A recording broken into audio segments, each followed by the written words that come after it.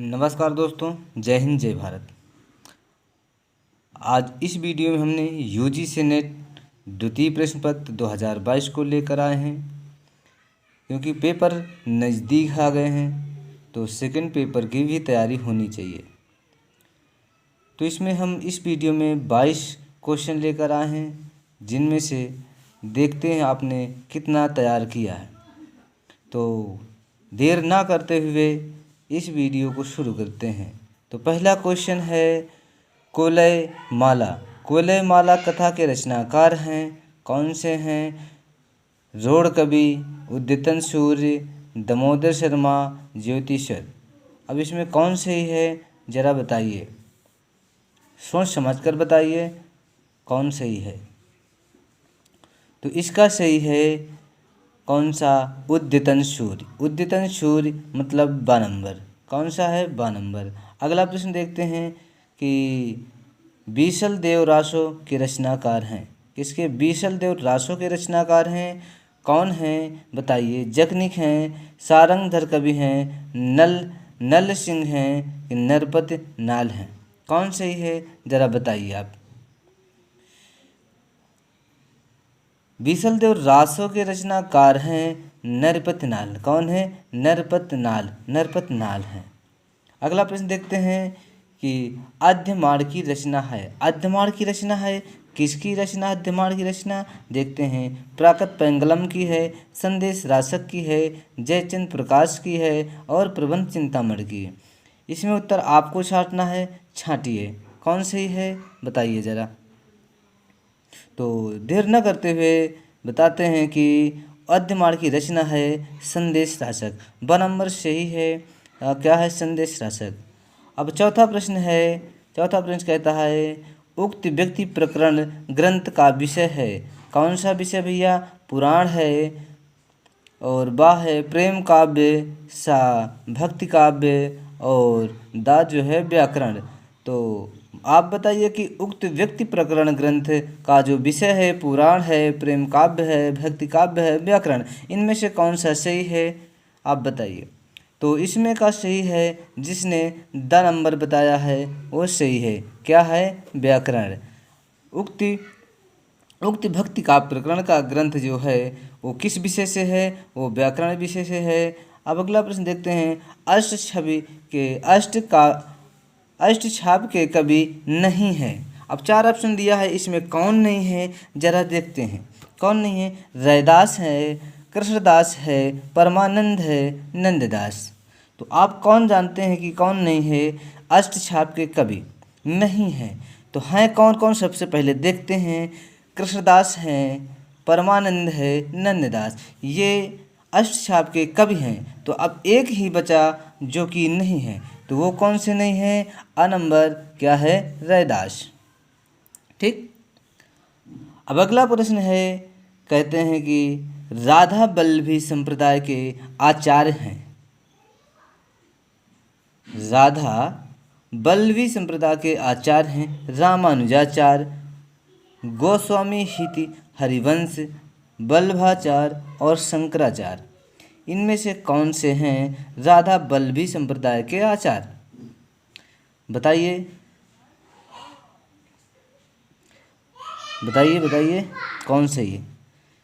जिसने रामानुजाचार्य बताया वो बिल्कुल सही है। क्या है? रामानुजाचार्य मतलब आ नंबर, रामानुजाचार्य। अगला प्रश्न है कि मलिक मोहम्मद जैसी की रचना नहीं है। कौन सी नहीं है देखते हैं। मधुमालती, अखरावट, आखिरी कलाम और पद्मावत। क्या है? पद्मावत। कौन नहीं है? तो सबसे पहले देखते हैं कि मोहम्मद जी की कौन सी रचना है। अखरावट ये भी है, मलिक मोहम्मद जैसी की रचना, आखिरी कलाम ये भी है, पद्मावत ये भी है। तो बची कौन? नहीं है तो मधुमालती बची। तो सही आंसर हो जाएगा मधुमालती, आ नंबर। अगला प्रश्न है 8वां प्रश्न कहता है 8वीं शताब्दी के कवि नहीं हैं। कौन नहीं भैया? सरहपा है, हेमचंद्र हैं, सबरपा है, स्वयंभू है। अब इन 4 कवियों में कौन से 8वीं शताब्दी के कवि नहीं हैं? देखते हैं। चलिए ठीक है, सबसे पहले देखते हैं कि 8वीं शताब्दी के कवि हैं कौन कौन। लेते हैं सबसे पहले स्वयंभू को, फिर सबरपा को, सरहपा और सबरपा, स्वयंभू। ठीक, ये 3 कवि 8वीं शताब्दी के कवि हैं, लेकिन पूछ का रहा है कि 8वीं शताब्दी के कवि नहीं हैं। तो कौन नहीं है भैया? देखते हैं कि हेमचंद्र। कौन नहीं है? हेमचंद्र। ये भी भाई 3 हो गए, सरहपा, सबरपा और स्वयंभू हो गए, तो बचा एक ही जो है कि हेमचंद्र। तो इसी का उत्तर सही हो जाएगा कि 8वीं शती के कवि नहीं हैं हेमचंद्र।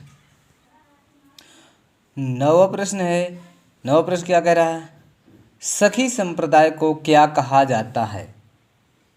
सखी संप्रदाय को क्या कहा जाता है? इसको सखी संप्रदाय को टट्टी संप्रदाय भी कहा जाता है। तो सखी संप्रदाय को कहा जाता है, क्या कहा जाता है भैया? किस को कहा जाता है? राधा वल्लभ संप्रदाय, हरिदास संप्रदाय, चिंत्य संप्रदाय, अष्टछाप संप्रदाय।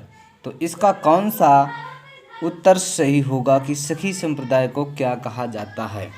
एक तो हमने बता दिया, सखी संप्रदाय को टट्टी संप्रदाय भी कहा जाता है।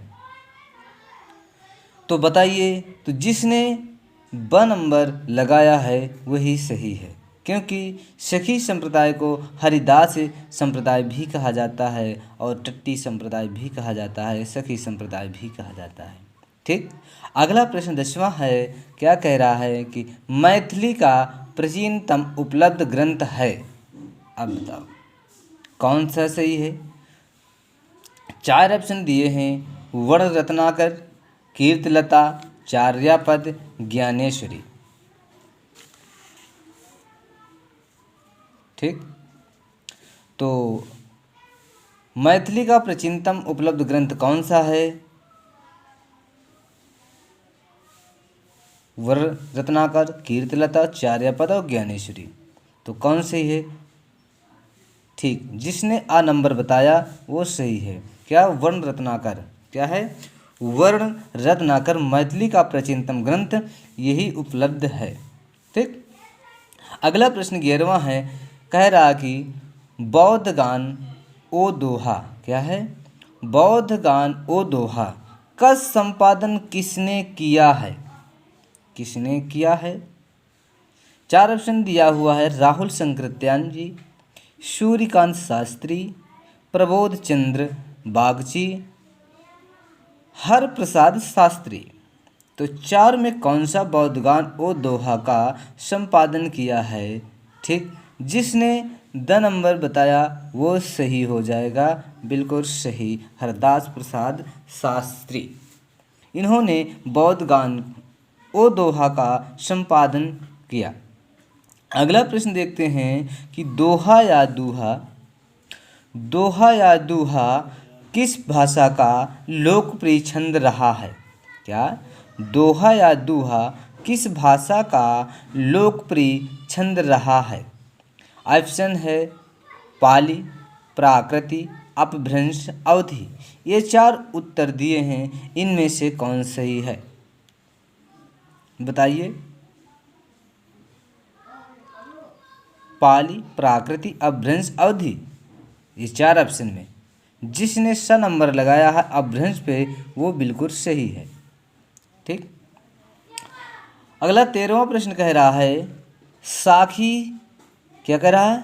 साखी शब्दी दोहरा। क्या कह रहा? साखी शब्दी दोहरा कही कहनी उपखान, भगत भगत नृसपहि अधम कवि, भगत निसृपहि अधम कवि, निंदहि वेद पुराण। अब ये उक्ति किस काव्य की है? किस कवि की है? किसने कहा है कि सखी शब्दी दोहरा कहीं कहीं नी उपखान, अब भगत निस्र पहि अधम कवि निंदहि वेद पुराण। ये किसने कहा है? कबीरदास, भिखारी दास, तुलसीदास, सूरदास। तो कौन कहा है बताइए? कबीरदास, भिखारी दास, तुलसीदास, सूरदास, किसने कहा? तो जिसने तुलसीदास पर निशान लगाया, टिक लगाया, बिल्कुल सही कि सखी शब्दी दोहरा कही कहनी उपखान, अब भगत निस्त्रपहि अधम कवि निंदहि वेद पुराण। यह तुलसीदास जी ने कहा है। अगला क्या है? 14वां प्रश्न है नायिका भेद। क्या है? नायिका भेद। नायिका भेद पर आधारित ग्रंथ रसमंजरी के रचनाकार हैं। कौन है? सूरदास, बिहारी दास, नंददास और विद्यापति। 4 उत्तरों में सही उत्तर कौन है? कौन है? 4 उत्तरों में कौन है? नायिका भेद पर आधारित ग्रंथ रसमंजरी के रचनाकार हैं कौन है? बताइए। सूरदास, बिहारी, नंददास, विद्यापति। इन 4 में कौन है? जिसने नंददास पर लगाया है उनका आंसर बिल्कुल सही उत्तर है नंददास। अगला प्रश्न कह रहा है कृपाराम। क्या कह रहा? कृपाराम द्वारा रचित नायिका भेद की सबसे पुरानी पुस्तक है। क्या? कृपाराम द्वारा रचित नायिका भेद की सबसे पुरानी पुस्तक है। कौन सी है? कौन सी भाई बताइए? कौन? हितरंगिणी, श्रुतिभूषण और उज्ज्वल नीलमणि और कर्णाभरण। क्या है? कर्णाभरण। हितरंगिणी, श्रुतिभूषण, उज्ज्वल नीलमणि और कर्णाभरण। इनमें से कौन सा भैया कृपाराम नायिका भेद की सबसे पुरानी पुस्तक है? बताइए। हितरंगिणी, श्रुतिभूषण और उज्ज्वल नीलमणि, कंठाभरण।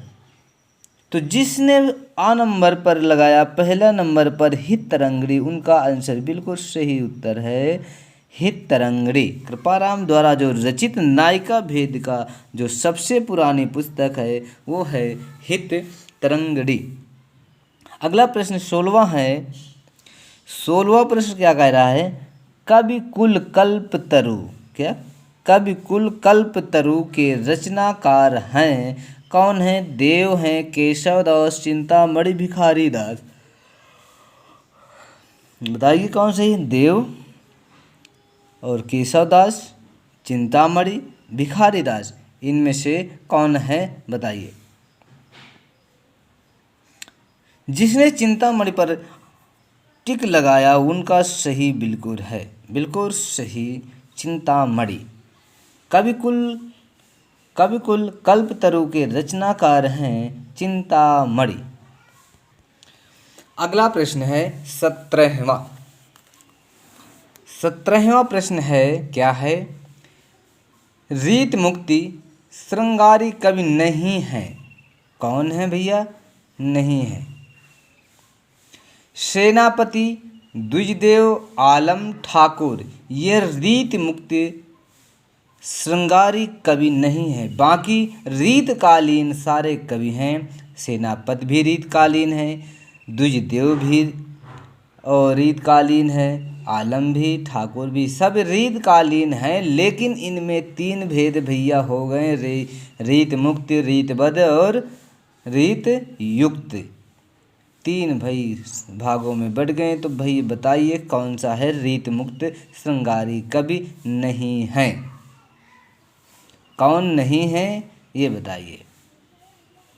सेनापति कि द्विजदेव की, आलम की, ठाकुर? कौन? एक से नहीं है रीत मुक्त का। रीत मुक्त के कवि भाई ठाकुर भी हैं, द्विजदेव हैं, आलम भी हैं, ठाकुर हैं, लेकिन अब ऑप्शन एक बचा, वही नहीं है सेनापति। जिसने सेनापति को लगाया ये नहीं है। तो ये किस मतलब किस रीतकालीन है? तो रीतबद्धकालीन है। ठीक। अगला प्रश्न है 18। क्या है? नीति कवि दीनदयाल गिर की रचना नहीं है। कौन? नीति कवि दीनदयाल गिर की रचना नहीं है। तो बताइए कौन नहीं है? अनुराग बाग, वैराग दीनेश, विश्वनाथ, नवरत्न और छत्र प्रकाश। कौन सा नहीं है? नील कवि दीनदयाल गिर की रचना नहीं है, बताइए।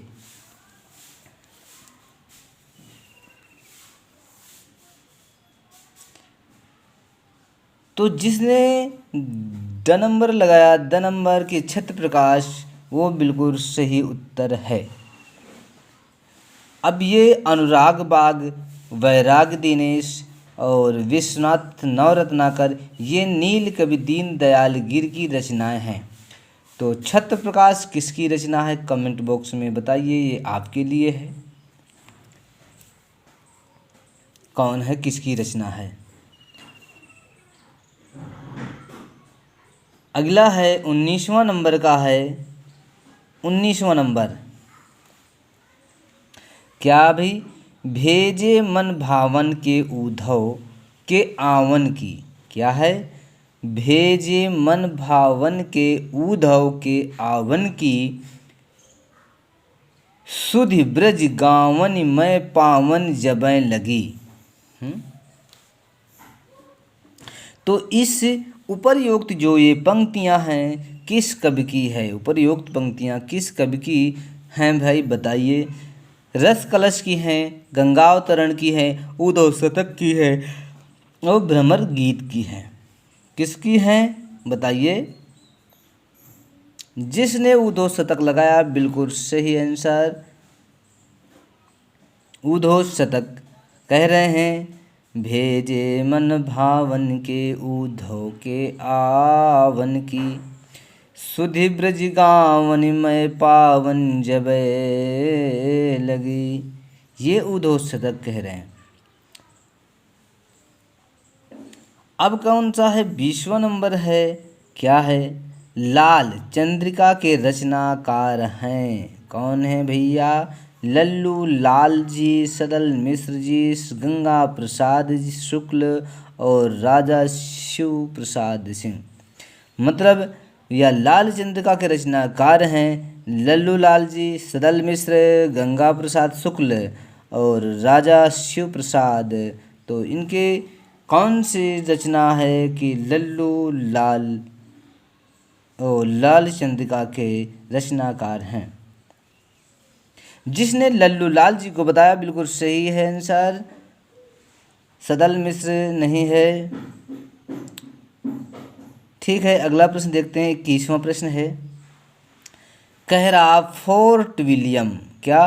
फोर्ट विलियम कॉलेज की स्थापना कब हुई? 1801 ईस्वी, 1810 ईस्वी, 1800 ईस्वी और 1802 ईस्वी। बताइए। 1801 ईस्वी, 1810 ईस्वी, 1800 ईस्वी और 1802 ईस्वी। कौन सही है?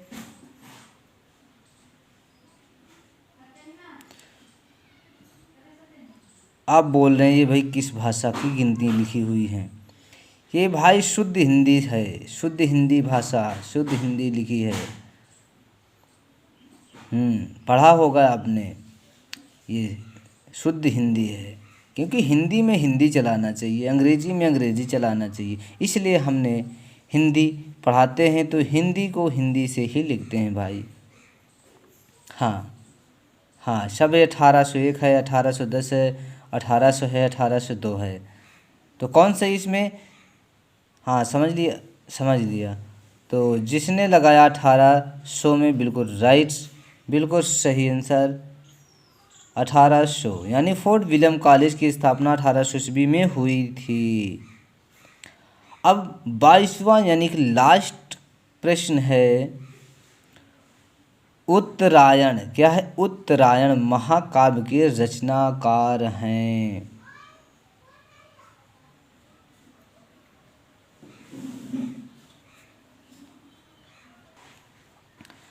रामकुमार वर्मा, सिया राम शरण गुप्त, राम नरेश त्रिपाठी। तो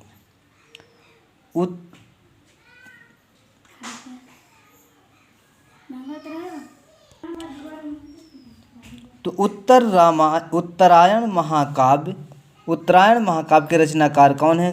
बताया किसी ने? अयोध्या सिंह उपाध्याय हरिऔध, राम कुमार वर्मा, सिया राम शरण गुप्त और राम नरेश त्रिपाठी। किसने बताया? सिया राम शरण गुप्त? नहीं नहीं नहीं भाई, इसमें होगा नंबर कौन सा नंबर है? राम कुमार वर्मा, जिसने सही लगाया उनका उत्तर बिल्कुल सही। तो ये तुम्हारे 22 क्वेश्चन यानी 22 प्रश्न हो गए। अब अगले वीडियो में फिर मिलेंगे, तब तक के लिए जय हिंद जय भारत। यदि किसी ने सब्सक्राइब नहीं किया तो सब्सक्राइब कर लें और अपने दोस्तों तक शेयर ज़रूर कर लें। लाइक सब्सक्राइब करना ना भूलें यदि वीडियो पसंद आई हो तो। यहीं समाप्ति है। जय हिंद जय भारत।